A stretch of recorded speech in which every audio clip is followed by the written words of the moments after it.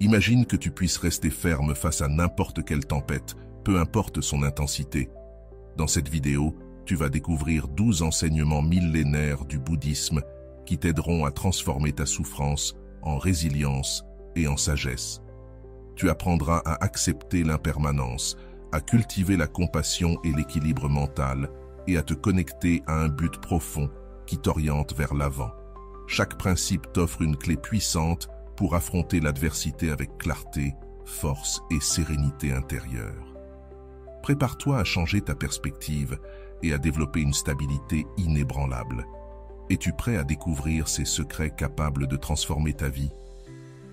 Le premier principe, reconnaître la souffrance et son origine. Tous, sans exception, traversons des moments difficiles, une perte, un échec, une trahison, un changement inattendu. Dans le bouddhisme, ce n'est ni étrange ni négatif. C'est simplement une partie de la vie. Le premier pas pour devenir inébranlable face à l'adversité consiste à comprendre une vérité fondamentale. La souffrance existe. Mais il ne s'agit pas de résignation ni de pessimisme.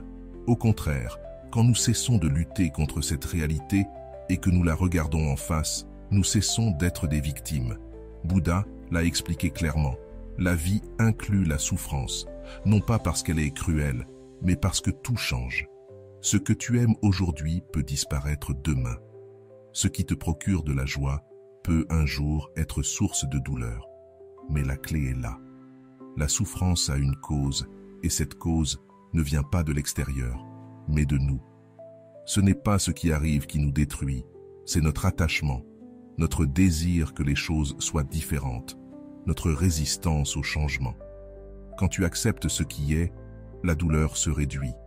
Elle ne disparaît pas totalement, mais elle se transforme, car ce qui pèse le plus, ce n'est pas la douleur elle-même, mais la lutte pour qu'elle n'existe pas. Nous voulons que tout se déroule comme nous l'imaginons, que les autres nous traitent bien, qu'ils ne nous abandonnent pas, que la vie corresponde à nos attentes. Quand ce n'est pas le cas, nous souffrons. La racine du problème n'est donc pas l'événement lui-même, mais notre désir de tout contrôler. Le bouddhisme appelle cela l'attachement. Ce n'est pas seulement un attachement aux personnes ou aux objets, mais aussi aux idées, à l'image que nous avons de nous-mêmes, au désir que la vie soit conforme à nos préférences. Pourtant, si la souffrance a une cause, il peut aussi cesser. Nous ne sommes pas condamnés. Ce n'est pas un châtiment, mais une opportunité d'éveil. Comprendre cela nous donne une force immense. Nous ne sommes plus seulement quelqu'un qui souffre, nous devenons quelqu'un qui comprend pourquoi il souffre. Et cet entendement change tout. Il suffit de se poser une question. Quelle partie de cette souffrance vient de l'extérieur et quelle partie suis-je en train de créer moi-même par mes pensées, mes peurs, mes attentes? Quand tu fais cet exercice, tu récupères une forme de contrôle, non pas sur ce qui arrive, mais sur la façon dont tu le vis. C'est ce qui te rend inébranlable. Oui, il y aura des jours sombres, oui, il y aura des moments où tu seras perdu, mais si tu comprends que l'origine de la souffrance peut être transformée, tu cesses de te sentir impuissant. C'est là que le véritable changement commence. Non pas en niant la douleur ou en la cachant, mais en l'écoutant, en l'observant et en te demandant « Qu'est-ce que cela est en train de m'apprendre ? Quelle partie de moi a besoin de grandir pour traverser cette épreuve différemment ?» Voilà le premier principe, reconnaître la souffrance et comprendre d'où il vient. Ce n'est pas un petit pas, c'est la fondation de tout le chemin vers une vie plus libre, plus stable et plus sage. Avant de continuer, si tu n'es pas encore abonné à ma chaîne YouTube, je t'invite à le faire dès maintenant. En t'abonnant, tu seras informé de toutes mes nouvelles vidéos, ce qui te permettra de ne rien manquer de contenu précieux. Le deuxième principe, accepter l'impermanence. Il existe une vérité qui, une fois comprise, libère de beaucoup d'angoisse. Rien ne dure pour toujours. Tout change, tout passe. Le problème, c'est que nous voulons que le bonheur reste et que la douleur disparaisse. Mais la vie ne fonctionne pas ainsi. L'impermanence est l'une des 3 caractéristiques essentielles de l'existence selon le bouddhisme. Ce n'est pas une idée abstraite, c'est visible chaque jour. Les saisons changent, le corps vieillit, Les émotions fluctuent, les gens entrent et sortent de notre vie. Quand nous n'acceptons pas cela, nous souffrons davantage. Nous voulons que notre partenaire reste toujours le même, que les moments heureux se répètent, que la vie nous garantisse une stabilité éternelle. Pourtant, même les plus belles expériences ont une fin. Et loin d'être triste, comprendre cela est libérateur.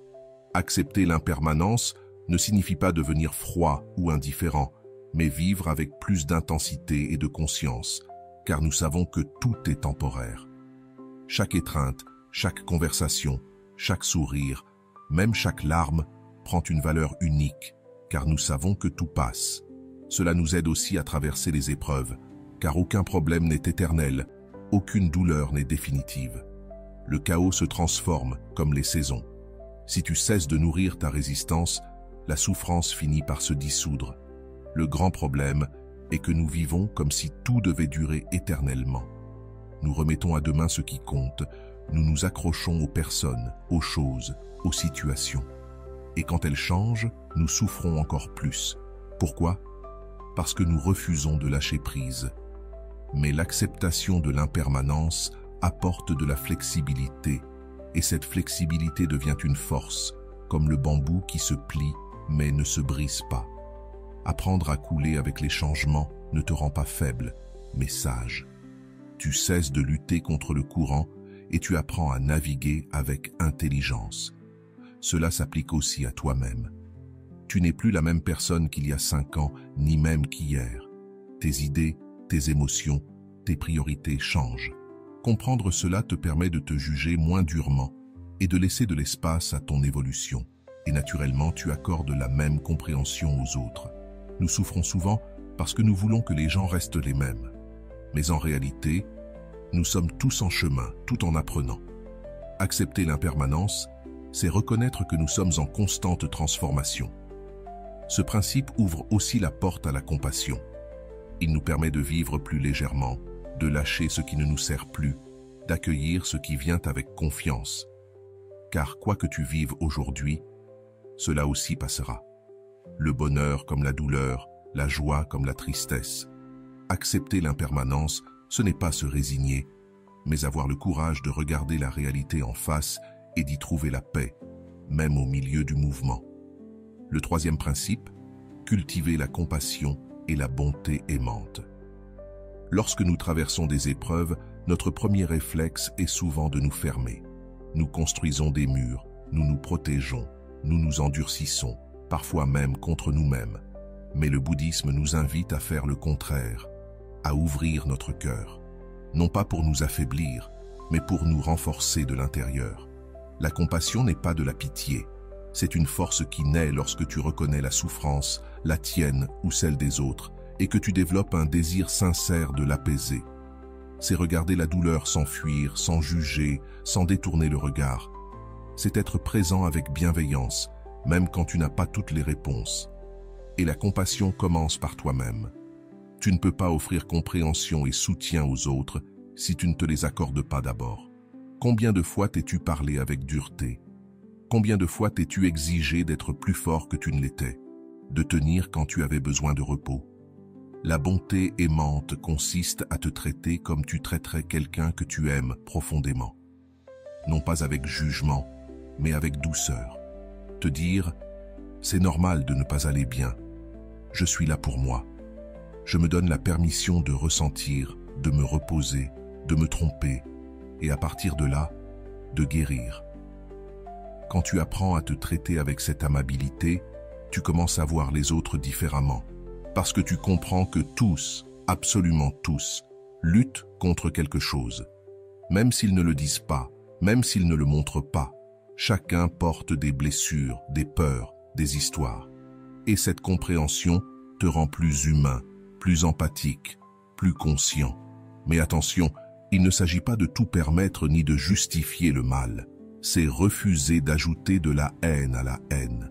C'est ne pas laisser le ressentiment t'enfermer, car quand tu gardes du ressentiment, celui qui souffre le plus, c'est toi.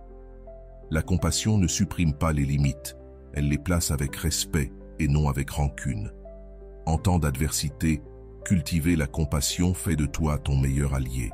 Elle t'offre un espace intérieur où tu peux te reposer et te relie à quelque chose de très puissant, l'interdépendance. Personne ne guérit seul. Nous avons tous besoin de soins, de présence, de mots qui apaisent, de regards qui comprennent. Et quand tu commences à offrir cela, le monde change. Tu peux débuter par un geste simple, souhaiter du bien à quelqu'un, même à un inconnu. Envoyer un message bienveillant. Te pardonner pour ce que tu ne savais pas dans le passé. Écouter sans interruption. Tout cela, c'est la compassion en action. Et plus tu la pratiques, plus elle se renforce. Ce principe est un rappel. Tu n'as pas besoin de t'endurcir pour être fort. Tu peux être ferme tout en étant compatissant. Tu peux ressentir la douleur et malgré tout, rester aimable. Tu peux être brisé et continuer à aimer. Parce que la véritable force ne consiste pas à ne rien ressentir, mais à tout ressentir, sans te perdre. Cultiver la compassion et la bonté aimante ne transforme pas seulement ta vie, mais aussi celle de ceux qui t'entourent. Dans un monde où tout le monde court, où chacun exige, offrir un peu de calme et un peu de tendresse est un acte révolutionnaire. Exercer l'attention pleine, mindfulness. Nous vivons entourés de bruit, de messages, d'écrans, de préoccupations, de tâches à accomplir.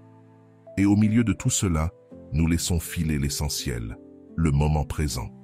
La pleine conscience, ou mindfulness, est l'art d'être ici et maintenant, avec une présence totale. Et même si cela semble simple, c'est l'un des outils les plus puissants pour rester inébranlable face à l'adversité. Combien de fois t'es-tu surpris en train de penser à quelque chose tout en faisant une autre activité? Tu te douches, mais déjà ton esprit est à la réunion de cet après-midi. Tu manges, mais tu repenses à cette conversation inconfortable d'hier. Cette déconnexion avec l'instant présent crée de l'anxiété, de la tension, une souffrance inutile. Le bouddhisme enseigne que l'esprit non entraîné saute sans cesse d'une pensée à une autre, comme un singe agité. Il revit le passé, anticipe le futur, s'accroche à ce qu'il ne peut contrôler. Dans les moments difficiles, cet esprit dispersé devient un ennemi. Il dramatise, bloque, s'enferme en boucle. La pleine conscience, elle, coupe ce cycle. Pratiquer le mindfulness, c'est ancrer dans le présent. C'est respirer et te rendre compte que tu respires. C'est marcher et sentir tes pas sur le sol. C'est écouter sans penser à ce que tu vas répondre. C'est manger et savourer. C'est être pleinement là où tu es. Et cela ne concerne pas uniquement les moines. Tu peux l'appliquer dans ton quotidien. En lavant la vaisselle, en conduisant, en parlant avec quelqu'un. C'est une façon de revenir à toi, de trouver un refuge dans le chaos. Parce que quand tu es présent, les choses perdent leur poids dramatique. Ce qui paraissait énorme devient gérable. Ce qui semblait insupportable devient une expérience que tu peux simplement observer. La pleine conscience t'apporte aussi de la clarté. Elle t'aide à distinguer entre ce qui se passe réellement et l'histoire que ton mental invente à propos de cela. Parfois, le problème n'est pas ce qui arrive, mais ce que tu crois que ça signifie. Le mindfulness t'invite à observer cette histoire, et si elle ne te sert pas, à la laisser partir. Et ce n'est pas seulement utile en temps de crise, cela te permet aussi de savourer la vie. Parce qu'en étant présent, chaque instant prend de la profondeur. Un café chaud, un rire inattendu, le bruit du vent, tout prend de la valeur. Tu n'as pas besoin de grandes choses pour ressentir la paix. Tu as seulement besoin d'être là. Dans la pratique bouddhiste, l'attention se travaille comme un muscle. Chaque fois que tu réalises que ton esprit est parti et que tu le ramènes au présent, tu renforces ta capacité à rester ancré. Et plus tu le fais, plus cela devient ton refuge, ton centre, ton ancre. La pleine conscience ne consiste pas à contrôler tes pensées, mais à les observer sans te laisser emporter. Comme si tu étais assis au bord d'une rivière et que tu regardais passer les feuilles. Les pensées sont ces feuilles. Et toi, tu es celui qui observe. Dans ce petit espace entre ce que tu ressens et ce que tu fais, naît ta liberté. Grâce au mindfulness, tu peux être au milieu du chaos et malgré tout ressentir la paix. Tu peux être au cœur de la douleur et malgré tout ne pas te perdre. parce que tu es présent, conscient, vivant. S'efforcer avec une énergie sage et constante. Pour être inébranlable face à l'adversité, il ne suffit pas d'accepter la souffrance ou de vivre dans le présent. Il faut aussi agir avec détermination et avec l'énergie juste. Dans le bouddhisme, cela s'appelle virya, qu'on pourrait traduire par effort ou énergie sage et constante. Mais attention, ce n'est pas un effort épuisant ni une pression constante pour être toujours au maximum. Ce n'est pas de te pousser jusqu'à te briser. C'est un effort intelligent et équilibré qui sait quand avancer et quand se reposer. Imagine que tu escalades une montagne. Tu ne peux pas courir tout le chemin, mais tu ne peux pas non plus t'arrêter trop longtemps. Si tu forces trop, tu t'épuises. Si tu t'arrêtes trop, tu n'atteins jamais le sommet. L'important est de trouver le rythme qui te permet d'avancer avec constance sans perdre ton équilibre. La vraie force, ce n'est pas de ne jamais avoir peur ou d'être toujours solide.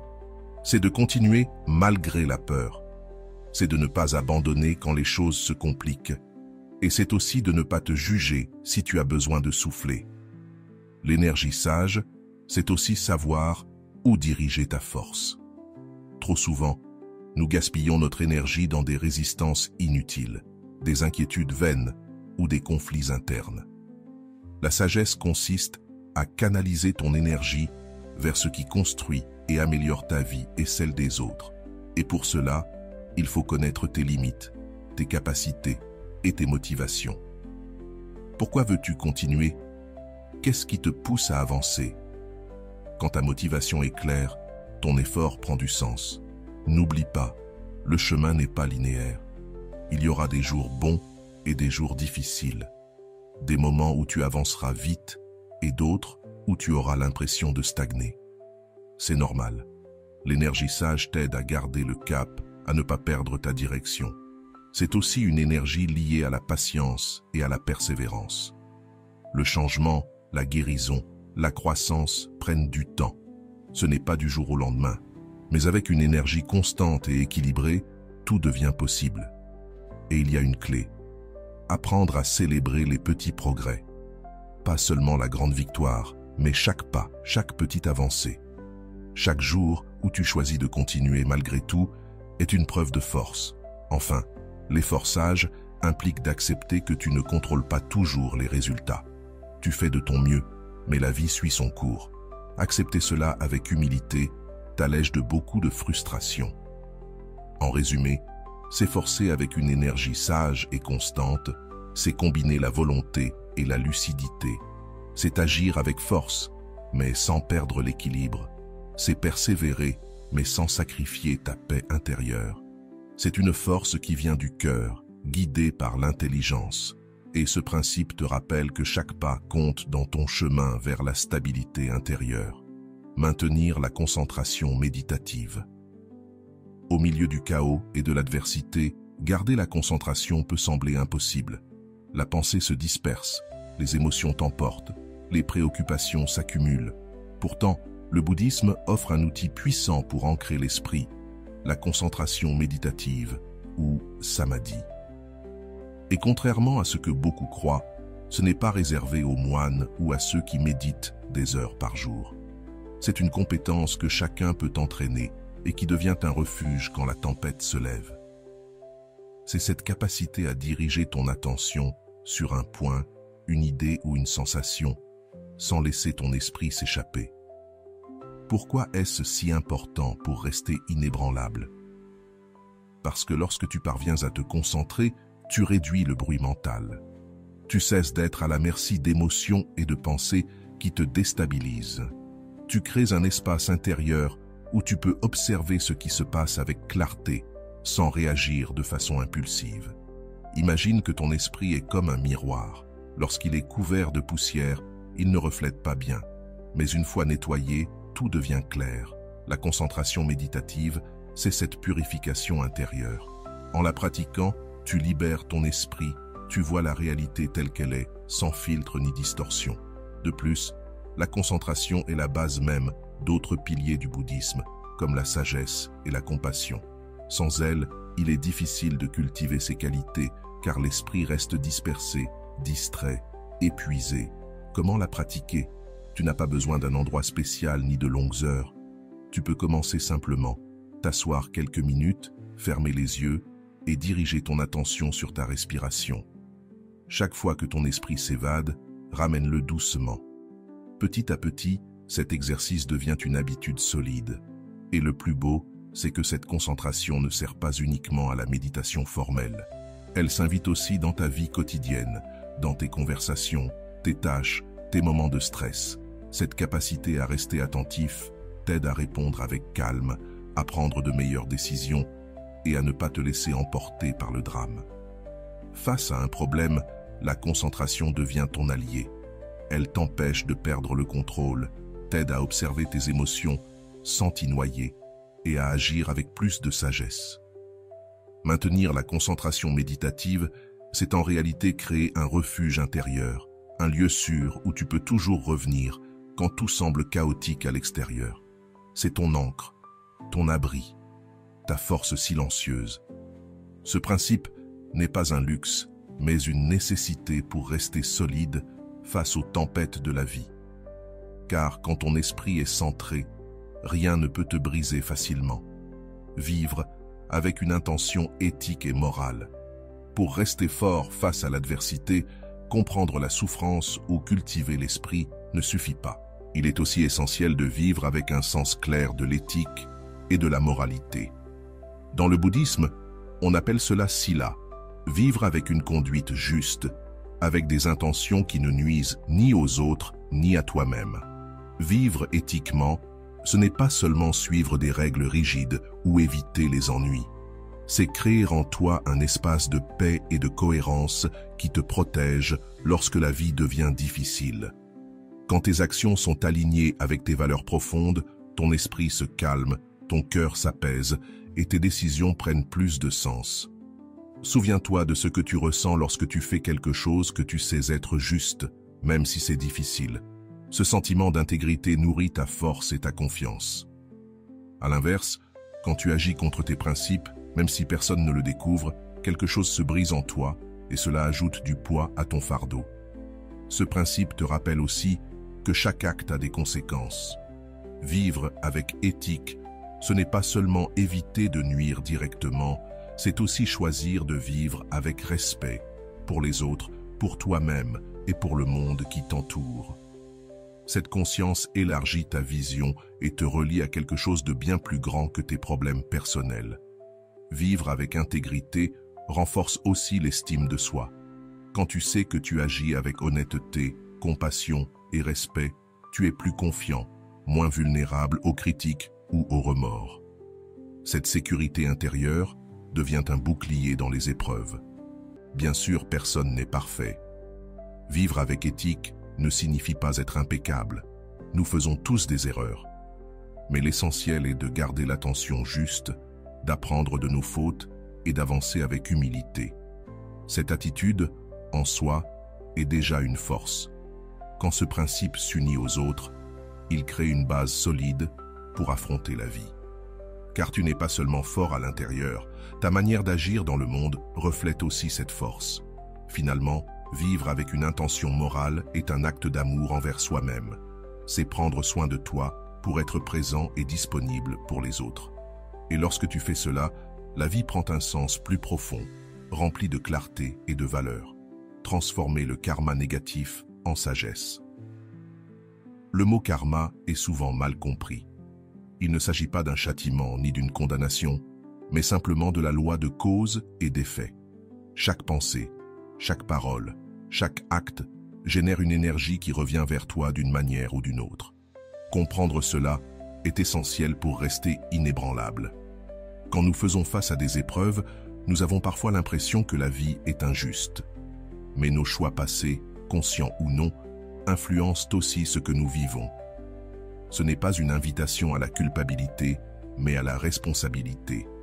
L'essentiel n'est pas de changer ce qui est déjà arrivé, mais de transformer la manière dont nous répondons à ce qui se présente aujourd'hui. Chaque expérience, même douloureuse, contient une graine de sagesse et de croissance. Le bouddhisme nous invite à utiliser l'adversité comme un miroir pour mieux nous comprendre et rectifier notre chemin. Si tu as agi avec colère ou égoïsme et que tu en subis les conséquences, ne reste pas prisonnier de la culpabilité. Observe, apprends et cultive les contraires, patience, générosité, compassion. C'est ainsi que l'on transforme le karma. Ce processus demande de l'humilité et de l'honnêteté. Souvent, le premier pas est de reconnaître nos zones d'ombre, de les accepter sans jugement, en sachant qu'elles peuvent évoluer. La sagesse naît de cette acceptation et du désir sincère de s'améliorer. Quand tu comprends que tout est cause et effet, tu deviens plus conscient de tes choix présents. Chaque geste, chaque mot peut semer la paix ou nourrir le conflit. Cette conscience est une force immense qui t'aide à bâtir une vie plus harmonieuse. Alors, le karma ne devient pas une chaîne qui t'emprisonne, mais un chemin que tu peux parcourir en pleine conscience. Un chemin où chaque difficulté se transforme en sagesse et en force intérieure. Maintenant que tu connais ces principes bouddhistes pour rester inébranlable face à l'adversité, tu tiens entre tes mains des clés précieuses pour transformer ta vie. N'oublie pas, le changement commence en toi, dans ta façon de voir et de vivre chaque instant. Si cette vidéo t'a inspiré, abonne-toi pour continuer à recevoir du contenu qui t'aide à grandir et à trouver ta stabilité intérieure. Et surtout, partage ton ressenti. Quel principe a le plus résonné en toi? Quelles expériences as-tu traversées face à l'adversité? Écris-le dans les commentaires, je serai heureux de te lire et de te répondre. Merci d'être resté jusqu'ici. On se retrouve dans la prochaine vidéo pour continuer ce chemin ensemble.